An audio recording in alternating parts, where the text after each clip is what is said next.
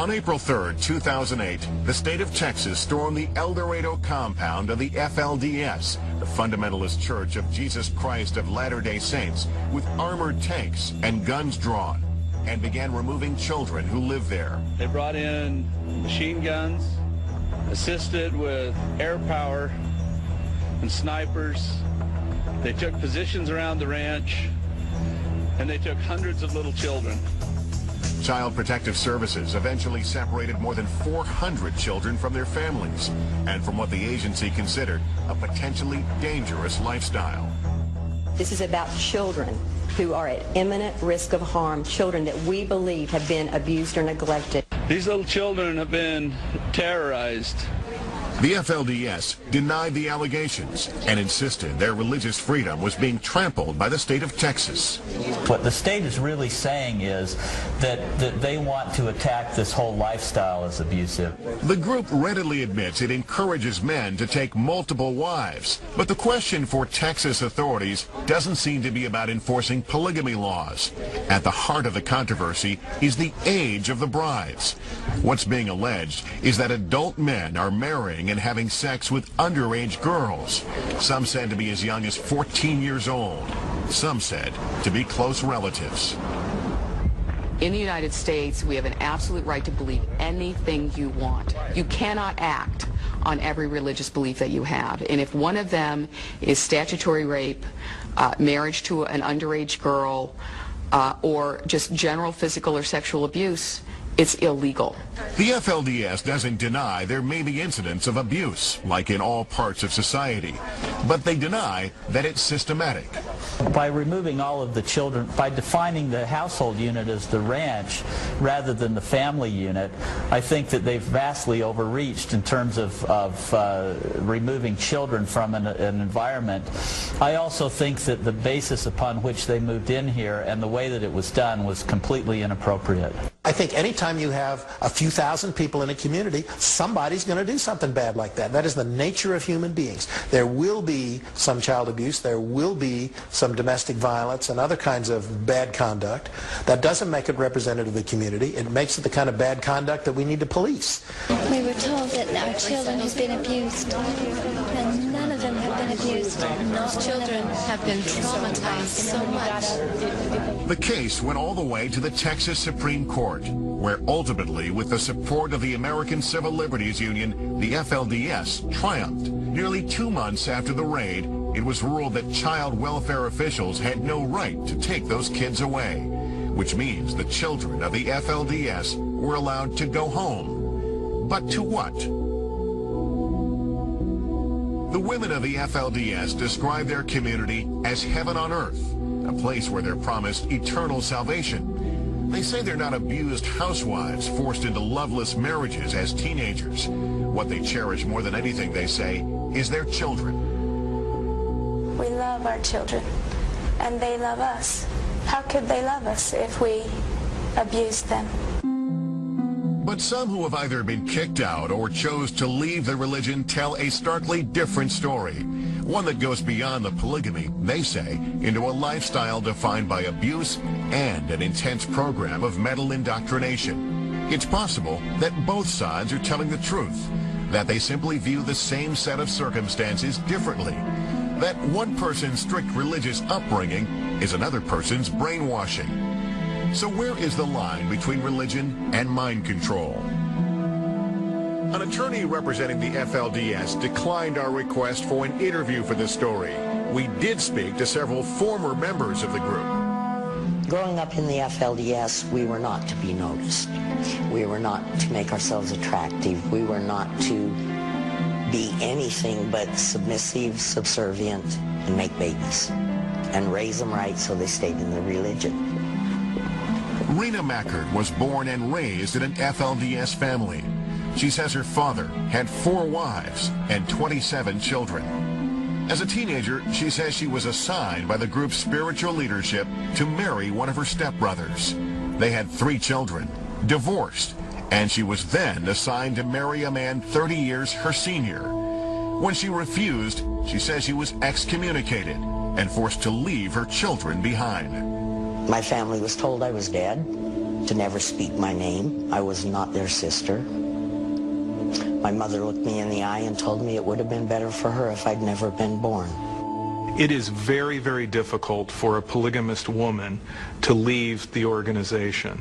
They put boys out because they want to reduce the male population to enable them to have more wives assigned to each man. Rena fought hard to get her children back. 11 months later, she succeeded. Neither she nor her children ever returned to the FLDS. But for women like Rena, leaving means more than physically getting away. They say it means breaking a powerful mental grip of mind control to which they've been subjected. The women that leave the FLDS are labeled as apostates, traitors. They have turned against God. They will be condemned on earth and in heaven. They will be separated in eternal darkness alone. The threat of damnation is a potent weapon, but it wasn't enough to keep Flora Jessup inside. My life was chaos and fear and pain. And I got to a point when I lived within the FLDS where I didn't only hate myself, I hated my dad, I hated my mom. At the same time, I loved them. I wanted to be safe, but you never do get safe. The pain just never stops. Flora was raised in an FLDS home. Growing up, she desperately wanted to run away. But she says her family had other ideas. They walled off the end of a hallway in my uncle's home where I spent 3 years in solitary confinement with them trying to beat Satan out of me. One of the things my aunt used to love to do was beat the bottoms of my feet with a cane. If you couldn't walk, you couldn't run. If you couldn't run, you couldn't escape. By the age of 16, she'd had enough. I ran for my life. I was married at 16 and stayed in the marriage for 3 weeks, and then I ran. And I hitchhiked back and forth across the United States for 5 years. Flora stopped running when she got pregnant with her daughter. She still carried the baggage of the FLDS, and eventually she decided to fight back against the group by freeing other young women who believed they were trapped there. So far, Flora says she has rescued more than 80 women and children. 2 of them were Fawn Broadbent and Fawn Holm. In 2004, KTVK senior reporter Mike Watkiss was there to record the rescue for his documentary Colorado City and the Underground Railroad. Anti-polygamy activist Flora Jessup heading for a rendezvous with 2 teenage girls. Let's go get my kids. A couple of 16-year-olds who have run away from their families in Colorado City and now say they don't want to go back. I don't want to become some 50-year-old man's wife or something like that. The 2 girls, best friends who share the same first name, Fawn Holm and Fawn Broadbent, on the run and hiding out at a safe house on the outskirts of Laverkin, Utah.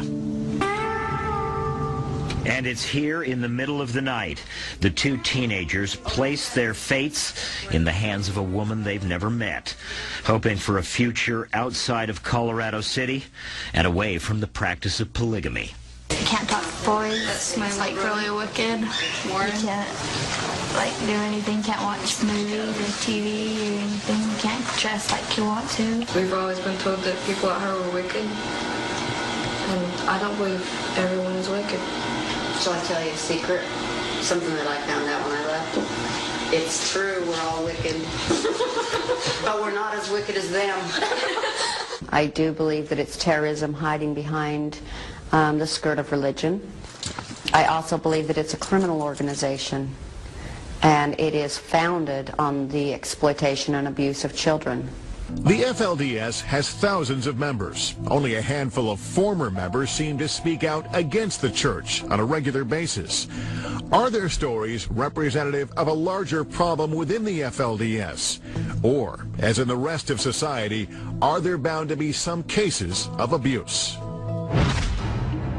Up next, plural marriage means many wives with a mission to procreate. They have an abundance of ovulation test kits that they get in bulk, and the women are to find out when they're fertile. There was many officers and a SWAT team around in buses. They were very, very frightened. Just what is the Fundamentalist Church of Jesus Christ of Latter-day Saints, the FLDS? What do they believe, and how do they pass those beliefs down from generation to generation? The group split off from Mormonism in the late 19th century over the issue of polygamy. Mormons renounce the practice. Fundamentalists believe the more wives a man takes, the closer he gets to God.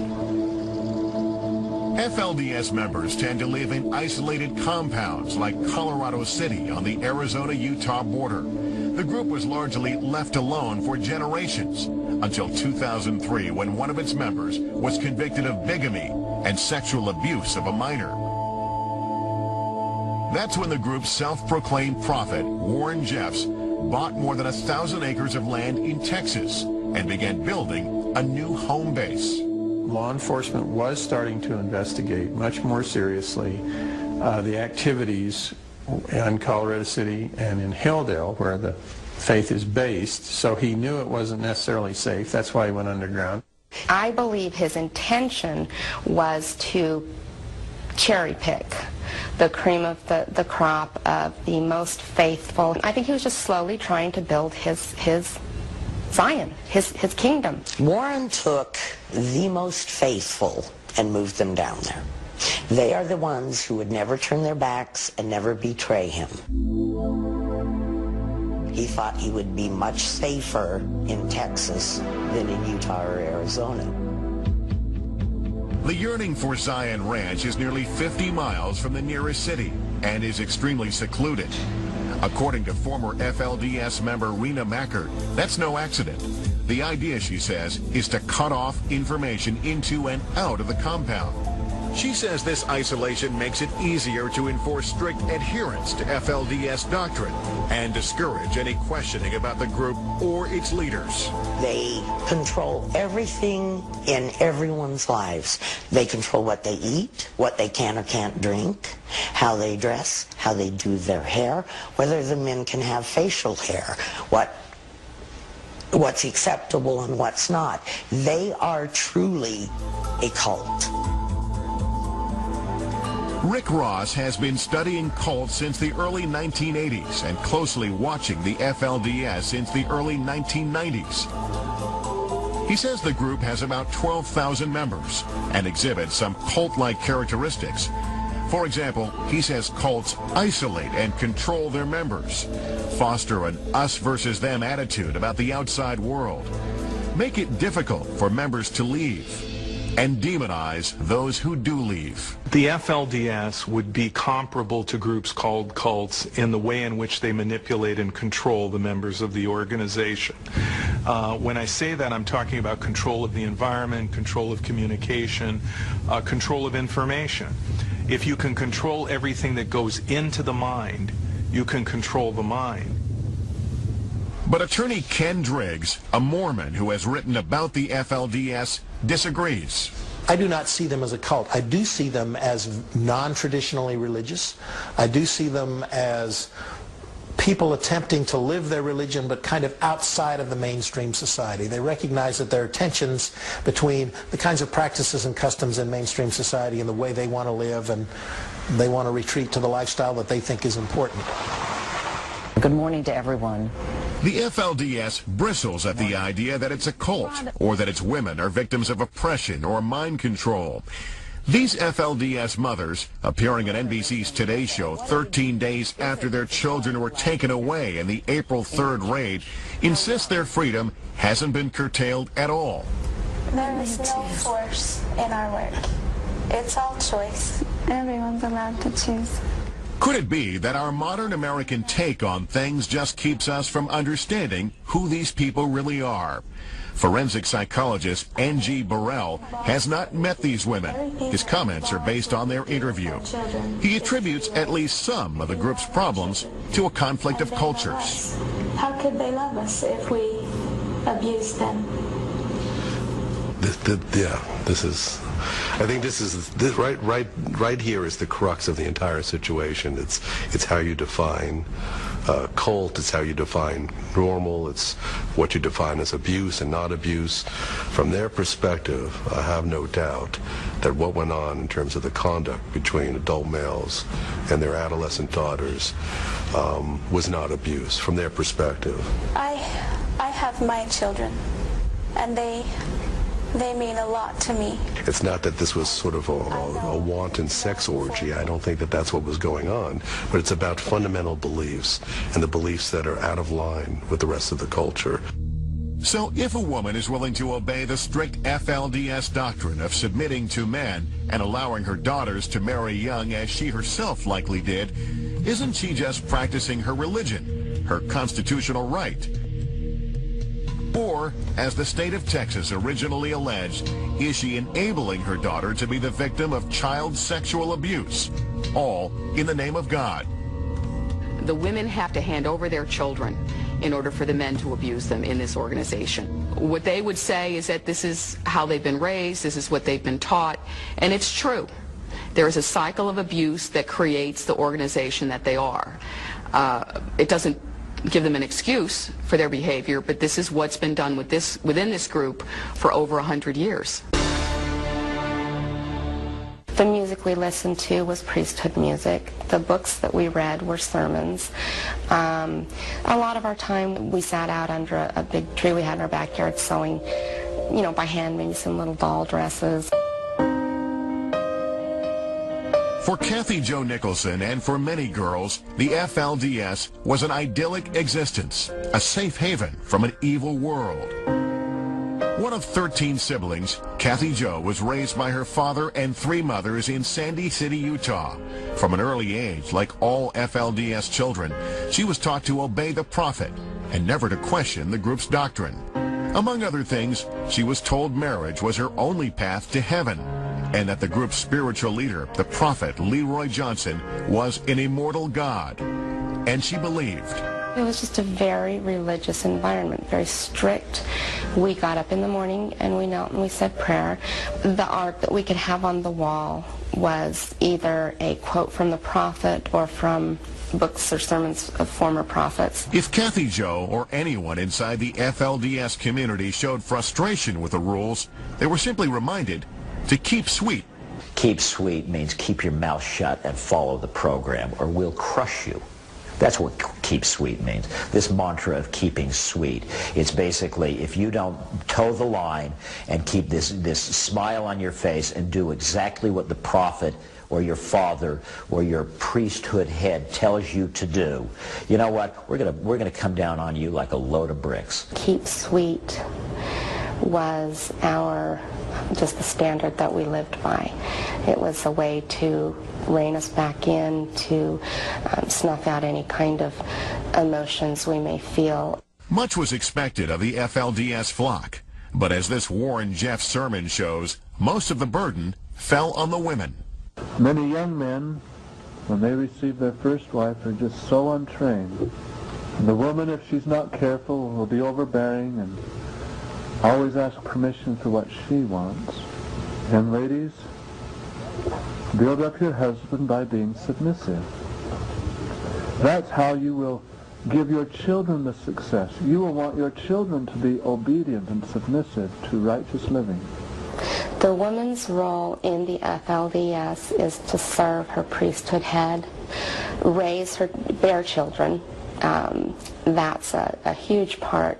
There is no belief in birth control, and within the community they have an abundance of ovulation test kits that they get in bulk, and the women are to find out when they're fertile, and the husband would be theirs for those nights so that they could procreate. According to Kathy Jo, all marriages were arranged by the prophet, and she says a girl could be called to the altar as soon as she reached puberty.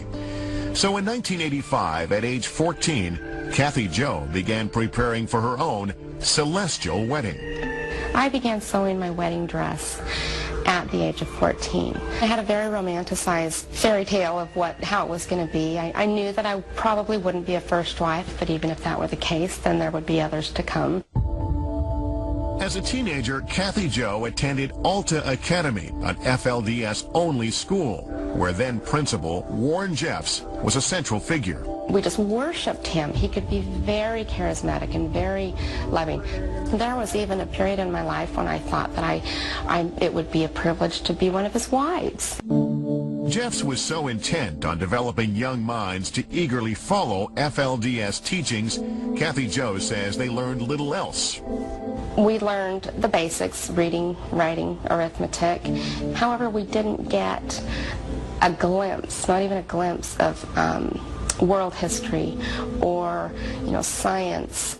Jeffs even taught his students that this never happened. It's one small step for man. Kathy Jo says FLDS doctrine held that God set aside the moon and the planets for the faithful in the afterlife.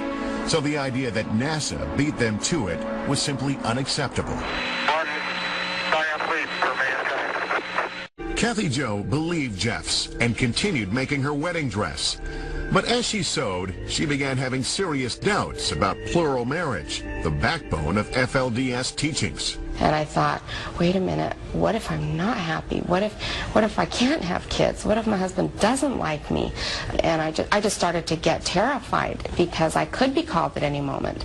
And I think that's probably part of the impetus behind me getting more rebellious so that no one would want me.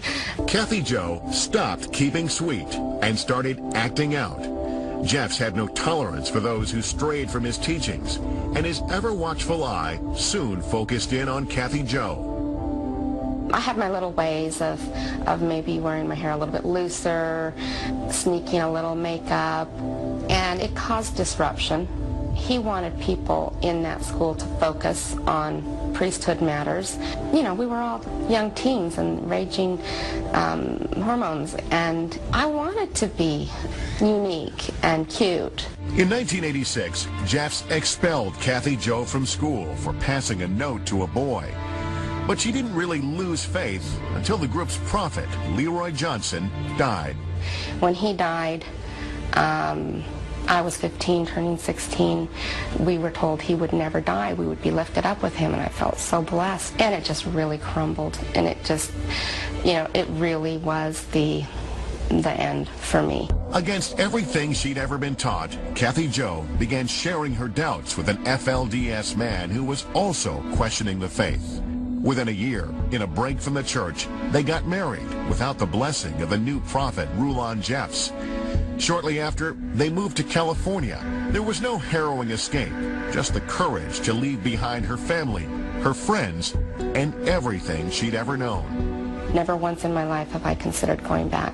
I missed my family. I missed my friends. I kept in touch with them for a long time. I also had a nagging fear at the back of my head that maybe they'd come get me.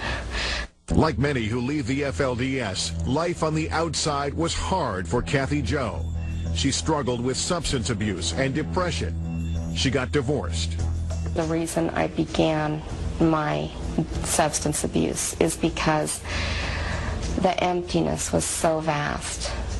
And as I started to get over the excitement of the newness, I was alone, all alone. It wasn't until Kathy Jo became a single mother that she stopped doing drugs.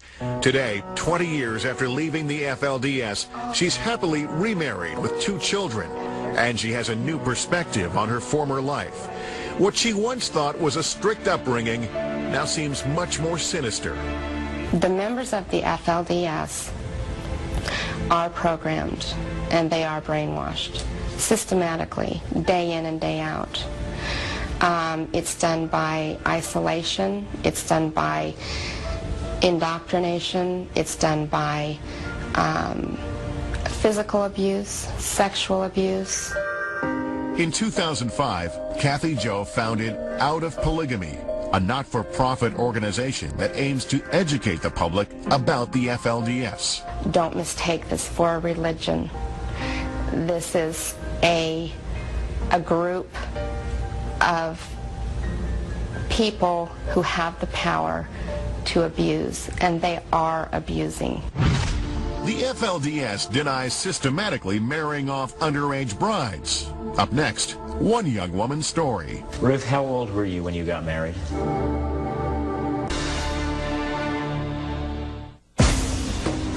Phoenix TV reporter Mike Watkins has been covering the Fundamentalist Church of Jesus Christ of Latter-day Saints, or FLDS, for the last 15 years. He's so outraged by the group and its alleged domination and oppression of women, he calls it America's Taliban. He even made a documentary about it on his own time and his own dime, Colorado City and the Underground Railroad. In it, he tells the story of baby-faced teenager Ruth Stubbs.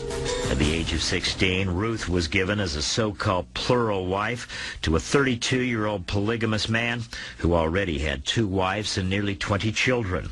A man by the name of Rodney Holm, a guy who also just happens to be a sworn officer on Colorado City's police force. Ruth, how old were you when you got married? 16. 16 years old. How old were you when you became pregnant with your first child? 16. 16. I've always thought that Ruth Stubbs is the Rosa Parks of this human rights revolution. She came out of Colorado City at the age of 19 back in 2002. She has 2 little babies with her, a 3rd on the way, and suddenly she's running. She was given as the 3rd wife to a 32-year-old police officer. One of his wives was Ruth's older sister. Watkins aggressively pursues Holm as the polygamist and his attorney leave a Phoenix court appearance in 2002. My name is Mike Watkins. I'm a reporter here in Phoenix. I know who you are, sir. Do you? Yeah. I'd like to ask you about this proceeding we just witnessed. Apparently you're married to 3 women. Now, Mr. Holm has gone to court to get access to his children. He's going to tell his story to a judge where decisions can be made. He doesn't want to make his children the subject of some kind of media circus. I understand. And with that, we're not going to say anything else today. My understanding is that you are a police officer. We're done for today. We're done for today, sir. Thank you. In August 2003, Holm was convicted of 3 felony counts of bigamy and sexual misconduct with a minor. The upshot, Ruth got custody of her children. Rod Holm served 1 year in jail, and the FLDS and its newly self-proclaimed prophet, Warren Steed Jeffs, ended up under the government's microscope. It was that moment that Warren Jeffs said, we're in trouble here. If they can come and get a polygamous cop follower of mine and throw him in jail, it's only a matter of time before they come after me. I would argue that that was the one time that the prophet Warren Jeffs was actually prophetic, because he knew that they were going to come after him. Sure enough, beginning in 2005, the law turned its attention on FLDS leader Warren Jeffs. I will say the prayer to begin with. Please close your eyes, hold your eyes. Charging him with a series of sex crimes in Arizona and Utah. Among them, forcing a 14-year-old girl to marry and have sex with her 19-year-old first cousin. Jeffs went on the run and was placed on the FBI's 10 most wanted list. Here's Jeffs kissing a girl alleged to be a 12-year-old child bride. The shot reportedly taken while he was on the run. Well, he had people all over the Southwest who were willing to take him in and keep him underground. I mean, they gave him food, they gave him money, and they gave him cell phones. You know, he called them hiding houses, and he would stash women in these various places and just say, you wait, stay there until I show up and, you know, bless you or do whatever I want to do with you, deliver a sermon, have sex, and go on down the road. Warren Jeffs was captured during a routine traffic stop near Las Vegas, Nevada in August 2006. Mr. Jeffs, you will be committed to the custody of the sheriff to be transported to the Department of Corrections. 1 year later, Jeffs was tried in Utah and found guilty of 2 counts of rape by accomplice.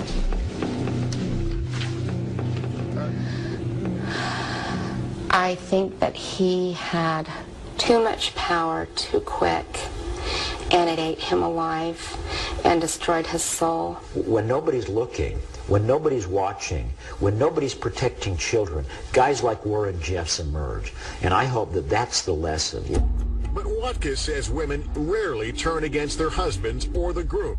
Trained from an early age to be submissive and obedient, most young FLDS women with little education and almost no real concept of the outside world are said not to question their place. Is this just a set of religious teachings, or can it be considered mind control? Or is it something else entirely? I would call it a sort of social indoctrination. Maybe that's another way of looking at it. In-group, out-group mentality.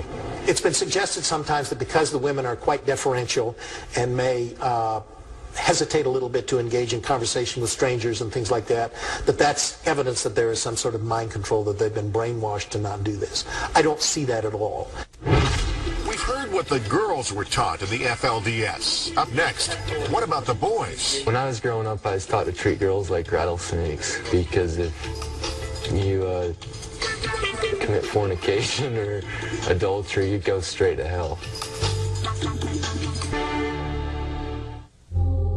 The images and stories of the women and girls of the FLDS have been alarming. Questions of forced marriages, pregnant teens, and sexual abuse have put the spotlight on a religious sect used to living in seclusion. I have my children, and they mean a lot to me. But if the women and girls are being portrayed as systematic victims of abuse and mind control, what about the men and boys? I've heard a lot of horror stories that girls being actually raped on their wedding night by the men that were, because they're told and they're taught that once they're given to a man, that they are his property, and so he can do with them what he wants to do, and he does. And that's the way he's brought up as well. According to former FLDS member Carl Holm, the hierarchy of the group goes like this. The prophet comes first, and the men are expected to be subservient to him. In turn, the men are rulers of their own households, expecting nothing short of full obedience from their wives and children. Sometimes I knew that my father was wrong for the things that he did. And I'd go talk to my mom about it, or try to, and she would tell me straight up, that's your father. I'm not going to talk to you about that, because your father he's my husband, and he's your priesthood head, and what he says is the way it's going to be. Holmes says he was willing to respect the strict hierarchy until the prophet, Warren Jeffs, began marrying off girls under the age of 18. You're actually marrying a child. I brought up 4 daughters of my own, and I can't imagine me marrying them off at younger than 18. I mean, even at 18, I think they should wait. I've spoken with people in the community, and, you know, these are not unintelligent people. You know, they're bright, they're industrious, they're very hardworking, they're good at business. Stephen Singular interviewed a number of FLDS members while writing When Men Become Gods, a book about Warren Jeffs and the FLDS. But when it comes to that matter of controlling your soul, you know, controlling your destiny, your life here and your next life, they were trained to believe that this one individual, this prophet, held all the power and all the answers.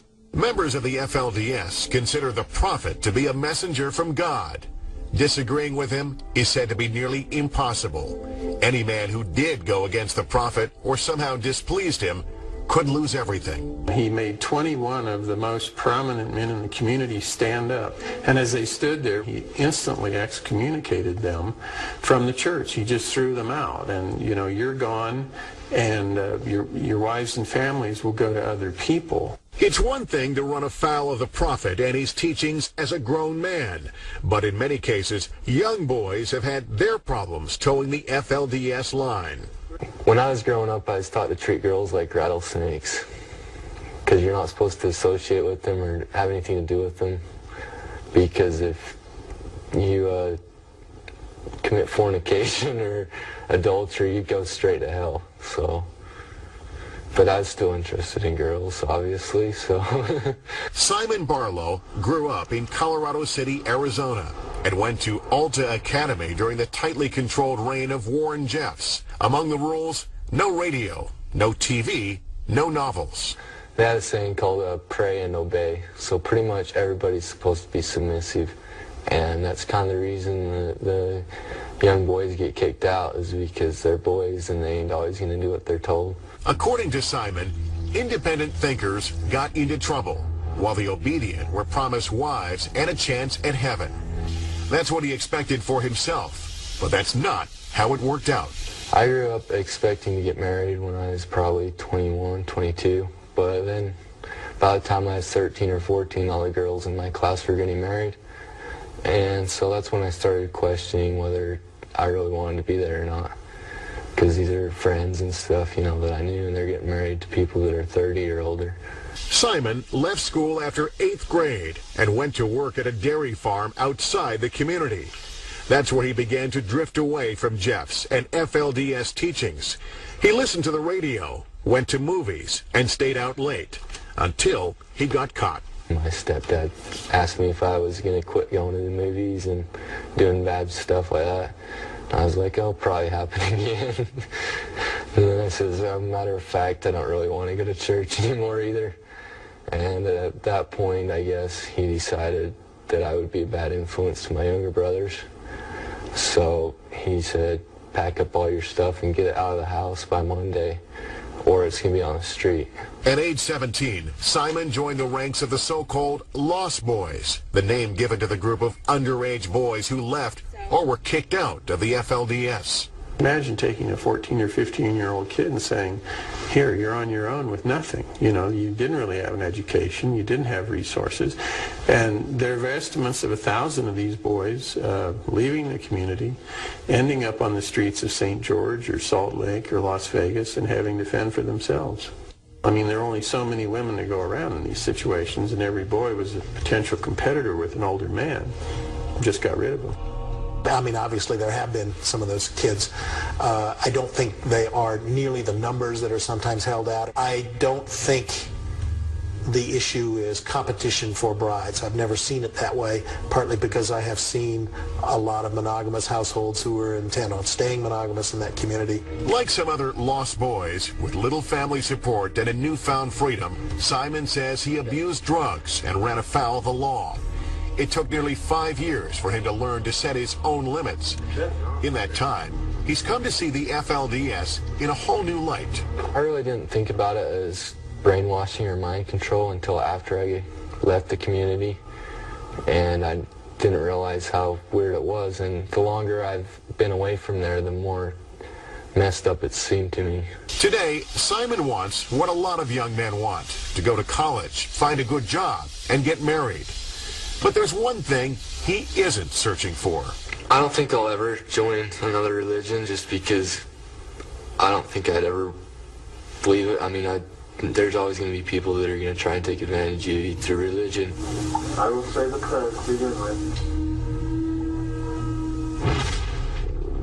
Up next, a former member fears for the children of the FLDS now that they're back home. What we've experienced in Utah and Arizona for so many years is being helped for a split second and then being returned back to the abuse. And that's even worse than if they never came in.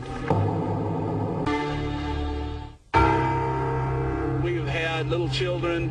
When you see them, you will see the terror and you will see the effect that this has had on them. They've had them where they wouldn't eat. They haven't been able to sleep. They've been through an absolute terror of an experience.